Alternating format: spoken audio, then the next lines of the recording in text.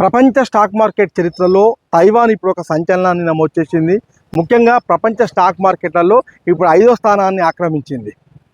అతిపెద్ద ఆర్థిక వ్యవస్థ అని చెప్పుకుంటా భారతదేశాన్ని కూడా అధిగమించి తోసిరాజని ముందుకెళ్ళి ఇప్పుడు తైవాన్ 5వ స్థానంలో నిలబడింది. అమెరికా, చైనా, జపాన్, హాంకాంగ్ తర్వాత స్టాక్ మార్కెట్ల చరిత్రలో ఇప్పుడు తైవాన్ది ఒక హిస్టరీ అని చెప్పుకోవచ్చు.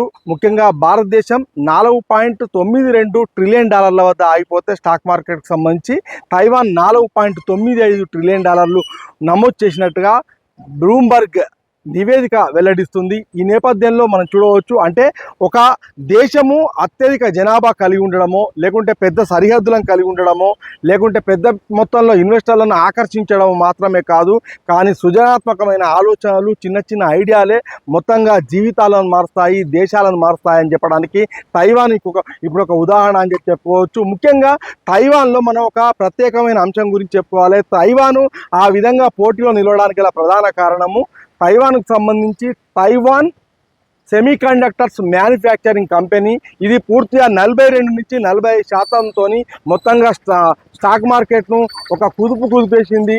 ఆ తర్వాత ఈ ఏడాది మనం చూస్తే ఈ కంపెనీకి సంబంధించి 49% షేర్లు అమ్ముడుపోయినాయి. ఈ నేపథ్యంలో ఆ ఒక్క కంపెనీతోని మొత్తంగా తైవాన్ స్టాక్ మార్కెట్ చరిత్రనే మారిపోయింది. ఇప్పుడు 5వ స్థానానికి ఎగబాకి తైవాన్ ఒక చరిత్ర సృష్టించిన ఒక ద్వీప దేశంగా ఒక సంచలనం సృష్టించింది.